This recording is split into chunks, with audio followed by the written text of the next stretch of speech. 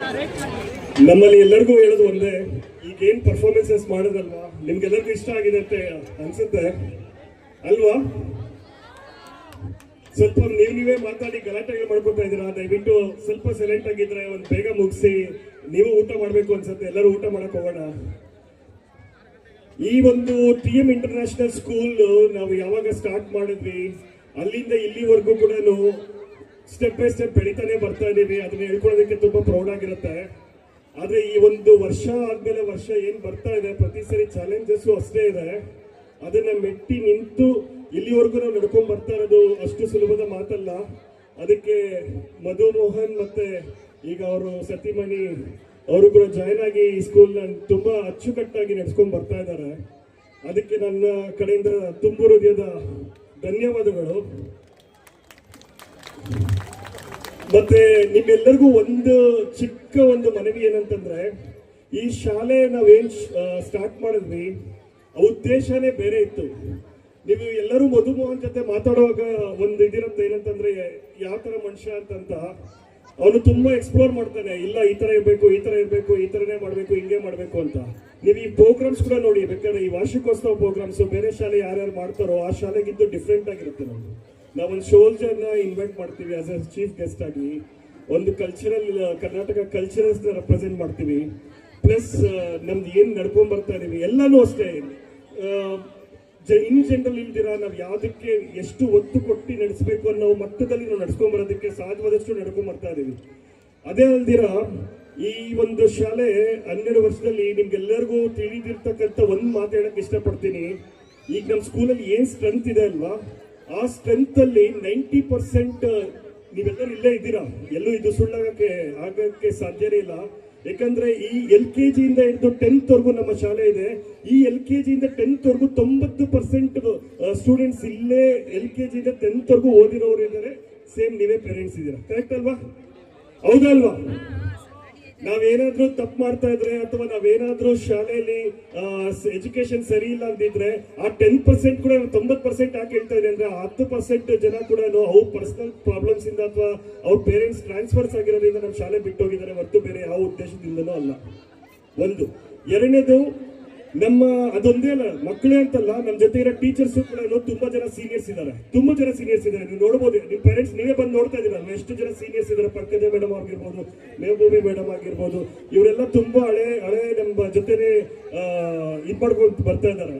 ಆ ಜೊತೆಗೆ ಈಗೆಲ್ಲ ಹೊಸ ಟೀಚರ್ಸ್ ಕೂಡ 4 ವರ್ಷ 5 ವರ್ಷ ಸೀನಿಯರ್ ಇದ್ದಾರೆ. ನಾನು ಹೇಳ್ತಿರೋದು 9 ವರ್ಷದಿಂದನೂ ಇರೋ ಟೀಚರ್ಸ್ ಇದ್ದಾರೆ, 5 ವರ್ಷದಿಂದ ಇರೋ ಟೀಚರ್ಸ್ ಇದ್ದಾರೆ. ನಾನು ಎಲ್ಲರ ಹೆಸರು ತಗೋತಾ ಇಲ್ಲ, ಅದರಿಂದ ಅನ್ಯ ಭಾವಿಸ್ಬಿಡಿ. ಅದಲ್ದಿರ ನಾನು ಇನ್ನೊಂದೇನೇ ಹೇಳಕ್ ಇಷ್ಟಪಡ್ತೀನಿ ಅಂದ್ರೆ, ನಮ್ಮಲ್ಲಿ ನಿಮ್ಮ ಮಕ್ಕಳ ಜೊತೆ ಒಂದ್ ಹೇಳಕ್ ಇಷ್ಟಪಡ್ತೀನಿ, ಕಮ್ಯುನಿಕೇಶನ್ ಸ್ಕಿಲ್ಸ್ ಆಗಿರ್ಬೋದು, ದಯವಿಟ್ಟು ಅರ್ಥ ಮಾಡ್ಕೊಳ್ಳಿ. ಏನ್ ಇಂಗ್ಲಿಷ್ ಕಮ್ಯುನಿಕೇಶನ್ ಸ್ಕಿಲ್ಸ್ ಅವ್ರನ್ನ ಬೆಳೆಸ್ಕೊತಾ ಇದ್ದಾರೆ. ಒಂದೇ ಒಂದು ಡಿಫ್ರೆನ್ಸ್ ಹೇಳಬಲ್ಲೆ, ತುಂಬಾ ಇನ್ಫ್ರಾಸ್ಟ್ರಕ್ಚರ್ ನೋಡಿ ಅಡ್ಮಿಷನ್ಸ್ ಹೋಗೋರು ಇದ್ದಾರೆ. ಬಟ್ ಇಲ್ಲಿ ಇನ್ಫ್ರಾಸ್ಟ್ರಕ್ಚರ್ ಅನ್ನೋದು ಸ್ವಲ್ಪ ಮಟ್ಟಿಗೆ ಬಿಟ್ರೆ ಅದ್ಭುತವಾಗಿ ಪಾಠ ಹೇಳ್ತಾ ಇದಾರೆ, ಅದ್ಭುತವಾಗಿ ಕಮ್ಯುನಿಕೇಶನ್ಸ್ ಮಾಡ್ತಾ ಇದಾರೆ, ಎಲ್ಲಾನು ಒಳ್ಳೆ ರೀತಿಯಲ್ಲಿ ತಗೊಂಡು ಹೋಗ್ತಾ ಇದಾರೆ ಅಲ್ವಾ? ಸೊ ನೆಕ್ಸ್ಟ್ ನನ್ನ ಒಂದು ರಿಕ್ವೆಸ್ಟ್ ಏನಪ್ಪಾ ಅಂತಂದ್ರೆ, ಈ ಶಾಲೆಯಲ್ಲಿ ಇನ್ನು ನಿಮ್ಮ ಪೇರೆಂಟ್ಸ್ ಟು ಪೇರೆಂಟ್ಸ್ ಇಂದ ಸಪೋರ್ಟ್ ಮಾಡಿದ್ರೆ ಮಾತ್ರ ಶಾಲೆ ಅಭಿವೃದ್ಧಿ ಆಗುತ್ತೆ. ಅಭಿವೃದ್ಧಿ ಆದ್ರೆ ನಾಳೆ ನಿಮ್ಮ ಮಕ್ಳು ಇನ್ನೂ ಬೆಳೀತಾ ಹೋಗ್ತಾರೆ. ಈಗೇನ್ 6th ಸ್ಟ್ಯಾಂಡರ್ಡ್ 7th ಸ್ಟ್ಯಾಂಡರ್ಡ್ ಅಲ್ಲಿ ಇದಾರೆ, ಅವರೆಲ್ಲ 8th ಸ್ಟ್ಯಾಂಡರ್ಡ್ 9th ಸ್ಟ್ಯಾಂಡರ್ಡ್ ಹೋಗಿ ಹೋಗ್ತಾರೆ. ಸೊ ಇದನ್ನ ಹಾಗೆ ನಡ್ಸ್ಕೊಂಡು ಬರ್ಬೇಕಂತಂದ್ರೆ ನಿಮ್ಮೆಲ್ಲರ ಸಪೋರ್ಟು ಮತ್ತೆ ಲೈಕ್ ನೀವೇ ನಮ್ಗೆ ಬಲ ಅಂತ ಹೇಳ್ಬೋದು. ದಯವಿಟ್ಟು ಮಧುನು ಸ್ಟೇಜ್ ಮೇಲೆ ಬರ್ಬೇಕು ಅಂತ, ಯಾಕಂದ್ರೆ ನಂದೇ ಅಂತ ಕೆಲವೊಂದು ಕ್ವಶನ್ಸ್ ಇದೆ ಮಧುನ ಕೇಳೋ ಅಂತದ್ದು. ಸೊ ದಟ್ ನಿಮ್ಗೂ ಅರ್ಥ ಆಗುತ್ತೆ ನಾವ್ ಯಾವ ಮಟ್ಟಿಗೆ ಕಷ್ಟ ಪಡ್ತಾ ಇದೀವಿ, ಯಾವ ರೀತಿ ಮಧು ಪಾಪ ಇಲ್ಲಿ ಕಷ್ಟ ಪಡ್ತಾ ಇದ್ದಾರೆ ಅಂತ ನಿಮ್ಗೆ ಅರ್ಥ ಆಗ್ಬೇಕಾಗತ್ತೆ. ಸೊ ಮಧು ಸ್ಟೇಜ್ ಮೇಲೆ ಬರ್ಬೇಕು.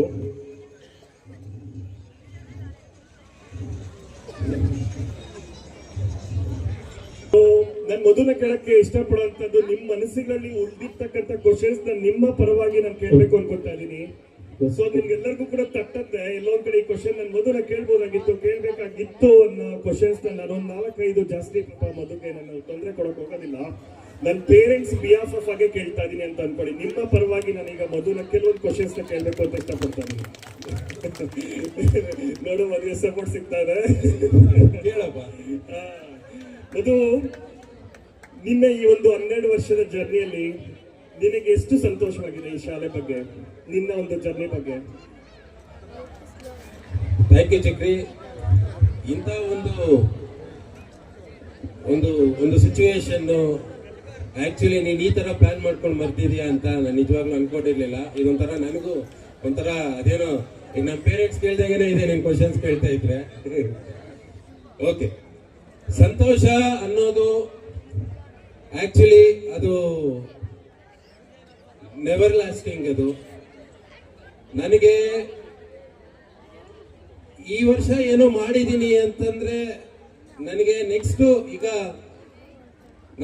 ಈಗ ಜೂನ್ ಏನ್ ನಮಗೆ ಅಕಾಡೆಮಿಕ್ ಇಯರ್ ಸ್ಟಾರ್ಟ್ ಆಗತ್ತೆ, ಮತ್ತೆ ಮಾರ್ಚ್ಗೆ ಎಂಡ್ ಆಗತ್ತೆ.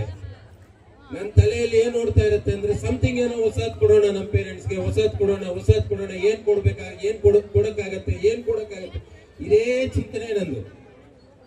ನನಗೆ ಸಂತೋಷ ಅನ್ನೋದು ಏನು ಅಂತಂದ್ರೆ ಒಂದೇ ಒಂದು ಪಾಯಿಂಟ್ ಅಲ್ಲಿ ಆಗತ್ತೆ. ನನ್ನ 10th ಮಕ್ಕಳು, ಈಗ ಏನ್ LKG ಮಕ್ಕಳು ಏನಿದ್ದಾರೆ 10th ಮಕ್ಕಳು, ನನ್ನ ಡ್ರೀಮ್ ಅದು. ನಾನು ಅದು ಹೇಳ್ಕೋಬಾರ್ದು, ಬಟ್ ನೀನು ಆ ಒಂದು ಸಿಚುವೇಶನ್ ಕ್ರಿಯೇಟ್ ಮಾಡಿದ್ಯಾ. ನಂದೊಂದು ಡ್ರೀಮ್ ಇದೆ ಪೇರೆಂಟ್ಸ್. ಬಿಲ್ಡಿಂಗು, ಇವಾಗ ನಿಮ್ಗೆ ಬಿಲ್ಡಿಂಗು, ವೆಹಿಕಲ್ಲು ಇದೆಲ್ಲ ಓಕೆ, ಬಟ್ ನನ್ಗಿರೋದು ಏನು ಅಂತಂದ್ರೆ ಒಂದು ಮಗುನ 625ಗೆ 625 ಸ್ಕೋರಿಂಗ್ ಮಾಡಿ 10th ಅಲ್ಲಿ ಸ್ಟೇಟ್ ಲೆವೆಲ್ ಅಲ್ಲಿ ಎಲ್ಲ ಮೀಡಿಯಾ ಚಾನೆಲ್ಸ್ ನಮ್ಮ ಸ್ಟೇಟ್ ಅಲ್ಲಿ ಎಷ್ಟು ಮೀಡಿಯಾ ಚಾನೆಲ್ಸ್ ಇದೆ ಅಷ್ಟು ಮೀಡಿಯಾ ಚಾನೆಲ್ಸ್ ನಮ್ ಶಾಲೆಗೆ ಬರಬೇಕು.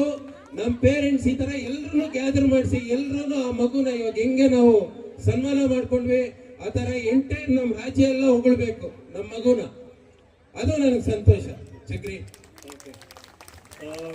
ನೋಡಿ, ಅವ್ರು ಏನ್ ಇಷ್ಟೇನೆ 625 ಸೆಂಟ್ ಪರ್ಸೆಂಟ್ಗೆ ಹತ್ರಲ್ಲಿ ಎಷ್ಟು ಜನ ಇರ್ತಾರೆ ಮ್ಯಾಕ್ಸಿಮಮ್ ಒಳ್ಳೆ ಪರ್ಸೆಂಟೇಜ್ ತಗೊಂಡು ಆಚೆ ಹೋಗ್ಬೇಕು ಅನ್ನೋದು ಒಂದು ಉದ್ದೇಶ. ಅದಕ್ಕೆ ತುಂಬಾ ಖುಷಿ ಆಗತ್ತೆ ಮಧು. ಎರಡನೇ ಪ್ರಶ್ನೆ, ಪೇರೆಂಟ್ಸ್ಗೆ ನಾನು TM ಇಂಟರ್ನ್ಯಾಷನಲ್ ಸ್ಕೂಲ್ಗೆ ಕಳಿಸ್ತಾ ಇದ್ದೀನಿ, ನಾನು ಬೇರೆ ಸ್ಕೂಲ್ ಹೆಸರುಗಳು ತಗೊಳೋದಿಲ್ಲ ಸರ್, ಬಟ್ ನೀವು ನಮ್ಗೇನಂತ ಹಾಮಿ ಕೊಡ್ತೀರಾ ನನ್ನ ಮಗು ಎಲ್ಲರಿಗಿಂತ ಬೆಟರ್ ಆಗಿರ್ತಾರೆ ಅನ್ನೋದಕ್ಕೆ? ಎಲ್ಲರಿಗಿಂತ ಬೆಟರ್ ಆಗೋದಕ್ಕೆ ಅಂತ ಹೇಳಿದ್ರೆ ಇವಾಗ ನಾನು ಆಕ್ಚುಲಿ ಫಸ್ಟ್ ಆಫ್ ಆಲ್ ನಾನು ಬೇರೆ ಶಾಲೆಗಳನ್ನ ಕನ್ಸಿಡರೇ ಮಾಡಲ್ಲ. ಈಗ ನನ್ನ ಪಕ್ಕದಲ್ಲಿ ಏನ್ ಸಿಕ್ರಿ ಇನ್ನೊಂದು 100 ಶಾಲೆ ಆದ್ರೂ ನಾನು ಆ ಕಡೆ ಗಮನ ಕೊಡಲ್ಲ. ಯಾಕೆ ಅಂತಂದ್ರೆ ನಾನು ಯಾವತ್ತೂ ಒಂದು ಯೋಚನೆ ಮಾಡ್ತೀನಿ, ಏನು ಅಂತಂದ್ರೆ ನಂದು ಅಂತ ಒಂದು ವಿಭಿನ್ನವಾಗಿ, ನಂದು ಅಂತ ಒಂದು ಯೂನಿಕ್ ಆಗಿ ನಾನು ಮಗುಗೆ ಏನ್ ಕೊಡಕ್ಕಾಗತ್ತೆ, ನನ್ನ ಮಗುಗೆ ಇನ್ನೂ ದಿ ಬೆಸ್ಟ್ ಕೊಡಕ್ಕಾಗತ್ತೆ ಅನ್ನೋದು ಒಂದೇ ಒಂದು ನನ್ನ ತಲೆಯಲ್ಲಿ ರನ್ ಆಗ್ತಾ ಇರುತ್ತೆ ಇಡೀ ವರ್ಷ. ಅದು ಬಿಟ್ರೆ ನಾನು ಆ ಶಾಲೆಯಲ್ಲಿ ಏನೋ ಮಾಡ್ತಾ ಇದ್ದಾರೆ, ಈ ಶಾಲೆಯಲ್ಲಿ ಏನೋ ಮಾಡ್ತಾ ಇದ್ದಾರೆ, ಅವರೇನೋ ಆಕಾಶದಲ್ಲಿ ಏನೋ ಇದು ಬಿಲ್ಡಿಂಗ್ ಕಟ್ತಾ ಇದ್ದಾರೆ, ಇವರೇನೋ ಇದ್ರಲ್ಲಿ ಇನ್ನೊಂದು ಇದು ಮಾಡ್ತಾ ಇದ್ದಾರೆ ಅನ್ನೋ ಇದು ನನ್ಗೆ ಬರಲ್ಲ. ಯಾಕಂದ್ರೆ ನಾನು ನಮ್ಮ ಪೇರೆಂಟ್ಸ್ಗೆ ನೋಡಿ, ನನಗೆ ಬೇರೆ ಮೀಡಿಯಾ ಆಗಿರ್ಲಿ ಮತ್ತೊಂದಾಗಿರ್ಲಿ ಇನ್ನೊಂದಾಗಿರ್ಲಿ ಏನಿಲ್ಲ ಚಕ್ರಿ, ನಾನು ಮಾಡೋದು ನಮ್ಮ ಪೇರೆಂಟ್ಸ್ ವರ್ಗು ರೀಚ್ ಆಗಿ ನಮ್ಮ ಪೇರೆಂಟ್ಸ್ ತೃಪ್ತಿ ಪಟ್ಟು ಅವ್ರು ಸಂತೋಷ ಪಟ್ಟರೆ ಸಾಕು ಅಷ್ಟೇ. ಇನ್ನೇನು ನನ್ನ ಬೇರೆ ಶಾಲೆಗಳ ಕಂಪ್ಯಾರಿಸನ್ ಬೇಡ, ಅವಶ್ಯಕತೆ ಇಲ್ಲ. ಥ್ಯಾಂಕ್ ಯು ಮಧು. ಮತ್ತೆ ಇನ್ನೊಂದು, ಅವ್ರ ಮಟ್ಟಿಗೆ ಕೂಡ ನಾವು ಶಾಲೆ ಎಲ್ಲ ಕೊಡ್ತಾ ಇದ್ದೀರಾ ನೀವು, ಎಲ್ಲ ಎಜುಕೇಶನ್ ಎಷ್ಟಾಗತ್ತೆ ಅಷ್ಟನ್ನು ಕೂಡ ನೀವು ಕಂಪೀಟ್ ಮಾಡಕ್ಕೆ ನೀವು ಅವ್ರ ಜೊತೆ ಕಂಪ್ಯಾರಿಸನ್ ಮಾಡ್ತಾ ಇಲ್ಲ ಅನ್ನೋದು ಬಿಟ್ರೆ, ಬಟ್ ನಿಮ್ ಕೈಲಿ ಎಷ್ಟಾಗಬೇಕು ಅಷ್ಟು ಮಾಡ್ತಾ ಇದ್ದೀರಾ ಅನ್ನೋದು ಎಲ್ಲರಿಗೂ ಗೊತ್ತಿದೆ. ಆದ್ರೆ ಬೇರೆ ಏನ್ ಇನ್ಫ್ರಾಸ್ಟ್ರಕ್ಚರ್ ಇದೆ ಅದಕ್ಕೂ ಕಾಂಪಿಟೇಷನ್ ಕೊಡ್ಬೇಕಂದ್ರೆ ನಾವು ಯಾವಾಗ TM ಇಂಟರ್ನ್ಯಾಷನಲ್ ಯಾವತ್ತೂ ನಾವು ಆತರ ನೋಡಬಹುದು ಅನ್ನೋದು ಕೂಡ ಒಂದು ಪೇರೆಂಟ್ಸ್ಗೆ ಒಂದು ಮಾತು ಹೇಳ್ಬಿಟ್ರೆ ಒಳ್ಳೇದಾಗತ್ತೆ ಅನ್ಸುತ್ತೆ. ಹತ್ತಿರದಲ್ಲೇ ದಿನಗಳು ಸರಿ ಇಲ್ಲ, ಇವಾಗ ದಿನಗಳು ಸರಿ ಇದೆ. ಇವಾಗ ಡಿಸೆಂಬರ್ ದಿನಗಳು ಸರಿ ಇಲ್ಲ, ಮದುವೆಗಳು ನಡೀತಾ ಇಲ್ಲ, ಏನು ಯಾವ್ದು ಫಂಕ್ಷನ್ಸ್ ಒಳ್ಳೆ ಕಾರ್ಯಗಳು ಯಾವ್ದು ನಡೀತಾ ಇಲ್ಲ. ಸಂಕ್ರಾಂತಿ ಹಬ್ಬ ಆದ್ಮೇಲೆ ನಾನು ಹೇಳಲ್ಲ, ನಮ್ಮ ಪೇರೆಂಟ್ಸೇ ಅದನ್ನ ನೋಡ್ತಾರೆ. ಸಂಕ್ರಾಂತಿ ಹಬ್ಬ ಆದ್ಮೇಲೆ ಶುರು ಮಾಡ್ತೀವಿ. ಓಕೆ, ಇದು ಪಾರ್ಟ್ ಆಫ್ ದ ಇದಲ್ಲ. ಐ ಮೀನ್ ಫ್ಯೂಚರ್ ಅಲ್ಲಿ ಕೆಲವೊಂದು ಪೇರೆಂಟ್ಸ್ ನಮ್ಮ ಹುಡುಗರು ನಮ್ಮ ಮಕ್ಕಳಿಗೆ ಆಲ್ರೆಡಿ ಬೇರೆ 10th ಇಂದ ಬಂದಿರೋ ಯೂನಿಕ್ ಕ್ಲಾಸಸ್ ತಗೊಂಡಿದ್ದೀರಾ, ಅಷ್ಟೆಲ್ಲ ಎಫರ್ಟ್ಸ್ ಹಾಕಿದ್ದೀರಾ, ಅಷ್ಟೆಲ್ಲ ಇದು ಮಾಡ್ತಾ ಇದ್ದೀರಾ. ನಾಳೆ ನಮ್ಮ ಮಕ್ಕಳು ಹಾಸ್ಟೆಲ್ ಇದು ಓದ್ಬೇಕು ಅಂತಂದ್ರೆ ಏನಾದ್ರು ಪ್ರಯತ್ನ ಇದೆಯಾ? ಹಾಸ್ಟೆಲ್ ಮಾಡೋಂತ ಪ್ರಯತ್ನ ಇದೆಯಾ ನಿಮ್ ಕಡೆಯಿಂದ? ದೇವ್ರ ಇಚ್ಛೆ, ದೇವರ ಒಂದು ಆಶೀರ್ವಾದ, ಅದಕ್ಕೆ ಬಿಟ್ಟು ನಾನು ಬೇರೆ ಏನು ಹೇಳಲ್ಲ. ಎಲ್ಲ ದೇವ್ರು ಡಿಸೈಡ್ ಮಾಡಬೇಕು, ಕಾಲ ನಿರ್ಧಾರ ಮಾಡ್ಬೇಕು ಅದೆಲ್ಲ. ಓಕೆ, ನೆಕ್ಸ್ಟ್ ಸರ್, ನನ್ನ ಮಗು ಈಗ ಕೆಲವರು A+ ತಗೋತಾ ಇದಾರೆ ನಿಮ್ಮ ಕ್ಲಾಸಲ್ಲಿ, ಅವ್ರ ಕ್ಲಾಸಲ್ಲೇ ಅವ್ರ ಫ್ರೆಂಡ್ಸ್ A+ ತಗೋತಾ ಇದಾರೆ, ನನ್ನ ಮಗು B ತಗೋತಾ ಇದಾರೆ, ಇನ್ನೊಂದು ಮಗು C ತಗೋತಾವ್ರೆ. ಸೊ ನನಗೆ ನಮ್ಮೂರಲ್ಲೇ ಇರುವಂತ ಇನ್ನೊಂದು ಮಗು A+ ತಗೋತಾವ್ರೆ, ಆದ್ರೆ ನನ್ನ ಮಗು B ತಗೋತಾ ಇದ್ದಾನೆ. ಏನ್ ಸರ್ ಪ್ರಾಬ್ಲಮ್? ಅವ್ರು ಯಾಕೆ A+ ತಗೋತಾ ಇದಾರೆ, ನನ್ನ ಮಗು ಯಾಕೆ B ತಗೋತಾ ಇದಾರೆ? ಯಾಕೆ ಆತರ ಡಿಫ್ರೆನ್ಸ್ ಆಗ್ತಾ ಇದೆ? ಸೇಮ್ ಕ್ಲಾಸು, ಸೇಮ್ ಮಗು, ಸೇಮ್ ಇದೆ ಅಲ್ವಾ? ಏನ್ ಡಿಫ್ರೆನ್ಸ್? ಯಾಕೆ ಸೇಮ್ ಊರೇ ನನ್ನ ಇನ್ನೊಂದು ಫ್ರೆಂಡ್ ಮಗ A+ ತಗೋತಾರೆ? ಹೆಂಗಿದು? ಇದು ಆಕ್ಚುಲಿ ಚಕ್ರಿ ಏನು ಅಂದ್ರೆ ಇದು ಜೆನೆಟಿಕಲ್ ಪ್ರಾಬ್ಲಮ್. ಅಂದ್ರೆ ಕೆಲವರು ಮಕ್ಕಳು ಗಾಡ್ ಗಿಫ್ಟೆಡ್ ಮಕ್ಕಳು, ಅಂದ್ರೆ ಮಕ್ಕಳು ತುಂಬಾ ಚುರುಕಿರ್ತಾರೆ.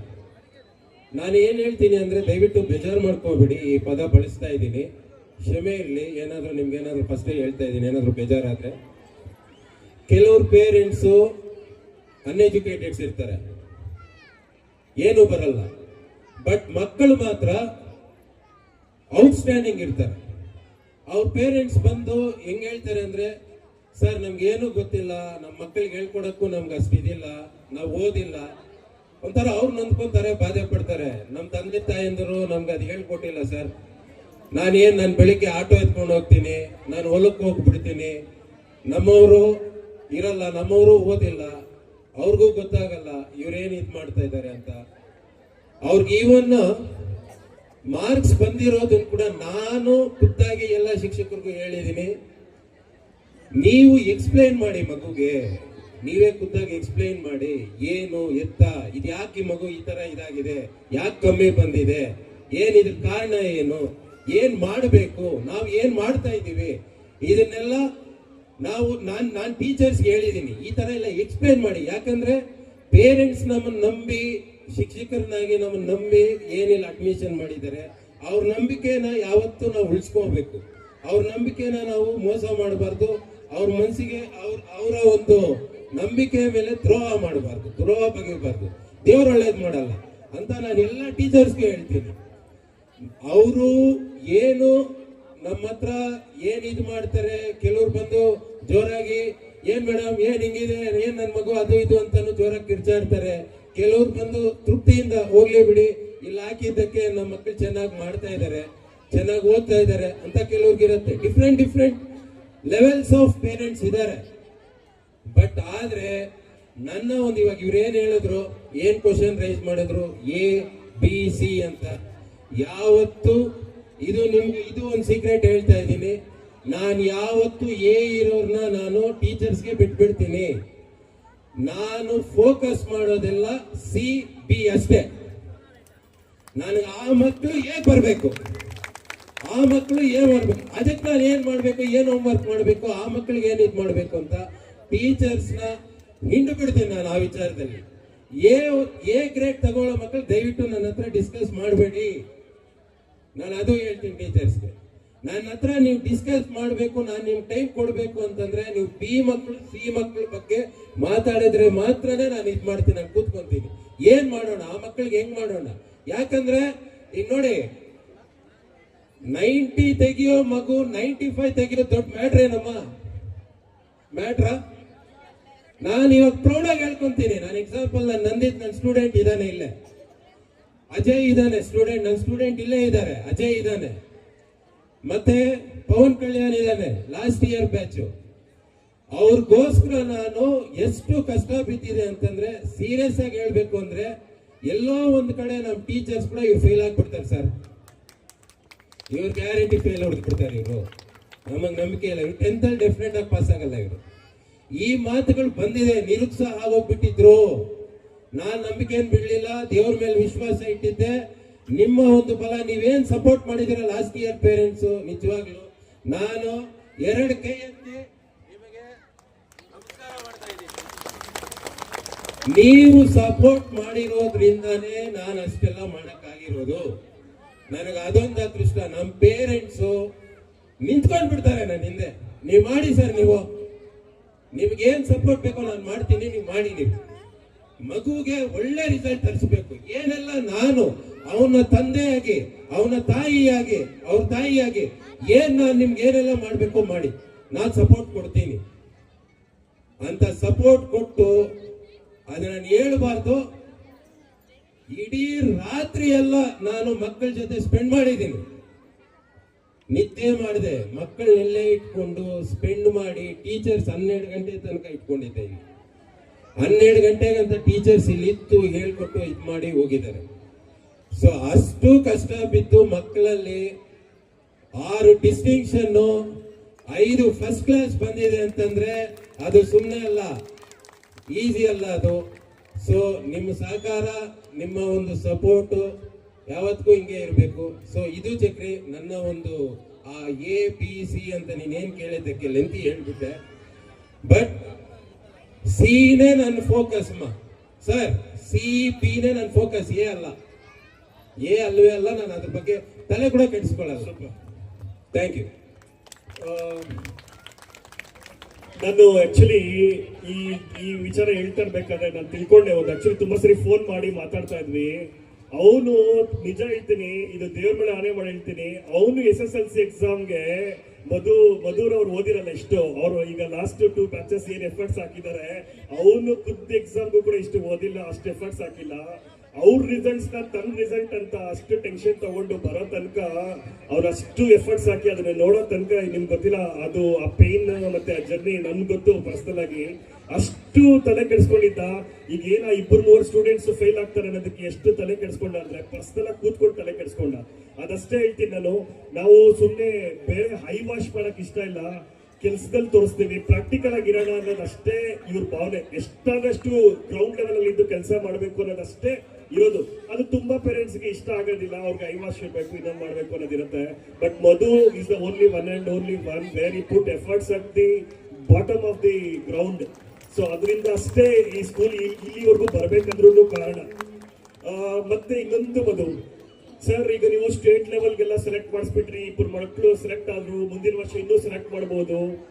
ನೆಕ್ಸ್ಟ್ ನಮ್ಮ ಮಕ್ಕಳಲ್ಲೂ ಕೂಡ 2 ಯಾಕೆ ಆಯ್ತು, ಇನ್ನೂ ಮಕ್ಳು ಯಾಕೆ ನೆಕ್ಸ್ಟ್ ಲೆವೆಲ್ ಅಲ್ಲಿ ಹೋಗ್ಬೋದಾಗಿತ್ತು. ನೆಕ್ಸ್ಟ್ ನಿಮ್ ಸ್ಪೋರ್ಟ್ಸ್ ಬಗ್ಗೆ ಅಥವಾ ಅದರ್ ಕರಿಕ್ಯುಲರ್ ಆಕ್ಟಿವಿಟೀಸ್ ಬಗ್ಗೆ ಓದ್ ಅನ್ನೋದೇ ಅಲ್ದಿರಾ ಇಷ್ಟು ಒಂದು ಒಳ್ಳೆ ಎನ್ವೈರನ್ಮೆಂಟ್ ಇದೆ, ಎಷ್ಟು ಚೆನ್ನಾಗಿದೆ. ಇಲ್ಲಿ ಇಡೀ ಮುಳ್ಬಾಗಲ್ಲಿ ಯಾರಿಗೂ ಈ ವಾತಾವರಣ ಸಿಕ್ಕಿಲ್ಲ. ಒಳ್ಳೆ ಗಾಳಿ, ಒಳ್ಳೆ ಜಾಗ, ಒಳ್ಳೆ ವಾತಾವರಣ, ಇಷ್ಟೆಲ್ಲ ಇದ್ದು ಸ್ಪೋರ್ಟ್ಸ್ಗೂ ಒಳ್ಳೆ ಜಾಗ ಇದೆ.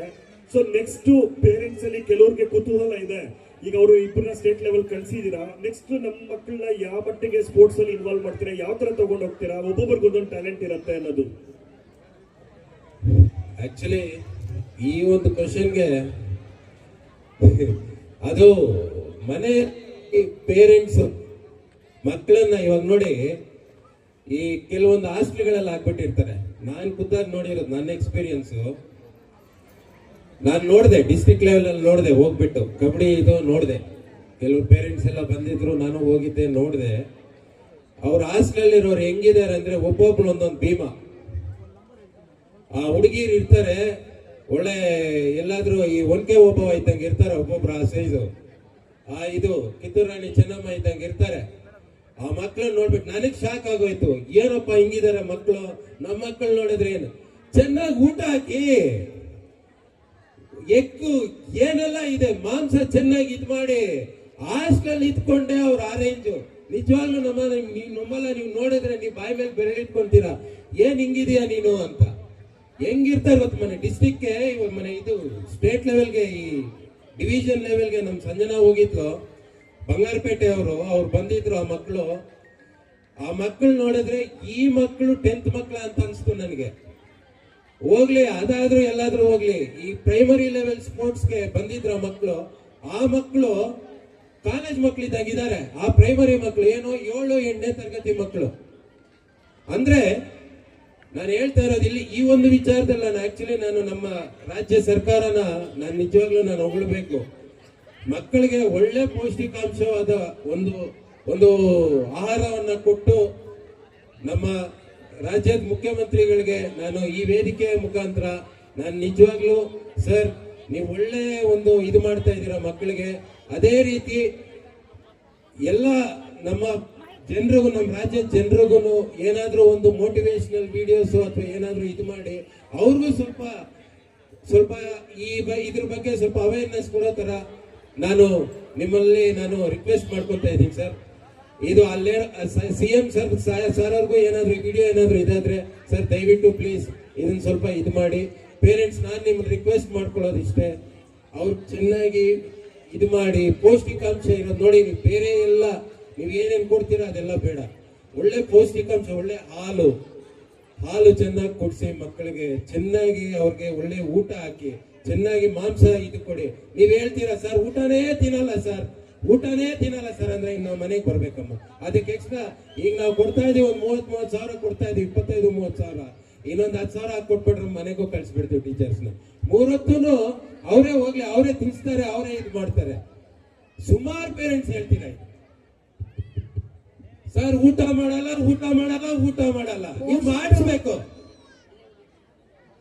ಪೋಷಕರು ದಯವಿಟ್ಟು ಇನ್ನ ಒಳ್ಳೆ ಪ್ರೋಗ್ರಾಮ್ಸ್ ಎಲ್ಲ ಇದೆ, ಯಾರು ಹೋಗ್ಬೇಡಿ. ನಿಮ್ಮ ಮಕ್ಕಳ ಪ್ರೋಗ್ರಾಮ್ ಒಂದು ದಿನ ಸ್ಪೆಂಡ್ ಮಾಡಿ ದಯವಿಟ್ಟು ಹೋಗ್ಬೇಡಿ. ನಾನು ನಿಮ್ಮಲ್ಲಿ ಇವಾಗ ಸ್ಪೋರ್ಟ್ಸ್ ಇವಾಗ ಇವ್ರು ಏನ್ ಹೇಳಿದ್ರು, ಅವರ ಸ್ಟ್ರೆಂತ್ ಸ್ಪೋರ್ಟ್ಸ್ ಅಂತ ಬಂದ ಮೇಲೆ ಅವರವ್ರ ಸ್ಟಾಮಿನಾ, ಅವರ ಸ್ಟ್ರೆಂತ್, ಅವ್ರ ಕೆಪಾಬಿಲಿಟಿ, ಪೊಟೆನ್ಶಿಯಾಲಿಟಿ ಇದ್ರ ಮೇಲೆನೆ ಸ್ಪೋರ್ಟ್ಸ್ ಇದಾಗೋದು. ಅದಕ್ಕೆ ನಾವೇನು ಚೂಮಂತಾರಂತ ನಾವೇನು ಇದು ಮಾಡಕ್ಕಾಗಲ್ಲ. ನಾವು ಎಲ್ಲಾ ಮಕ್ಕಳಿಗೂ ಒಂದೇ ರೀತಿಯಾದ ಸ್ಪೋರ್ಟ್ಸ್ ಇದು ಮಾಡ್ತೀವಿ, ಎಲ್ರಿಗೂ ಹೇಳ್ಕೊಡ್ತೀವಿ. ಬಟ್ ನನ್ನ ಏಮ್ ಇರೋದು ನ್ಯಾಷನಲ್ ಲೆವೆಲ್ಗೆ ಇದು ಮಾಡಬೇಕು ಅಂತ, ನ್ಯಾಷನಲ್ ಲೆವೆಲ್ ಮಕ್ಕಳು ಕರೆದೊಯ್ಬೇಕು ಅಂತ. ದೇವರಿದ್ದಾರೆ, ನಾವು ಕಷ್ಟ ಬೀಳ್ತೀವಿ. ಬಟ್ ನೀವು ಚೆನ್ನಾಗಿ ಮಕ್ಕಳನ್ನ ಒಳ್ಳೆ ಪೌಷ್ಟಿಕ ಒಂದು ಇದರಲ್ಲಿ ಪೌಷ್ಟಿಕ ಆಹಾರವನ್ನ ನೀವು ಕೊಟ್ಟು ಇದು ಮಾಡಿ ಚೆನ್ನಾಗಿ ಸಪೋರ್ಟ್ ಮಾಡಬೇಕು ನಮ್ಗೆ. Thank you Madhu. ಆಲ್ಮೋಸ್ಟ್ ಎಲ್ಲ ಕವರ್ ಮಾಡಿದೀವಿ, ಶಾಲೆಯಿಂದ ಹಿಡಿದು ಸ್ಪೋರ್ಟ್ಸ್ ವರ್ಗೂ ಕೂಡ ಕವರ್ ಮಾಡಿದೀವಿ. ಓಕೆ, ಐ ಥಿಂಕ್ ಪೇರೆಂಟ್ಸ್ ಎಲ್ಲ ಅಶು ಅಂತ ಇದ್ದಾರೆ. ಸೊ ಅಲ್ಲೆಲ್ಲ ಖಾಲಿ ಆಗೋದ್ರು, ಓಹ್ ಅಂತ ಇರೋರೆಲ್ಲ ಹಿಂದಕ್ಕೆ ಹೋಗೋರಲ್ಲೆಲ್ಲ ಔಟೆ ಅಶು. So let's take a break ಅಂತ ಅನ್ಸುತ್ತೆ. ಓಕೆ ಲಂಚ್ ಮಾಡಿಬಿಡಿ, ಆಮೇಲೆ ಇದು ಮಾಡಿ ನೆಕ್ಸ್ಟ್ ಕಂಟಿನ್ಯೂ ಮಾಡೋಣ. Thank you.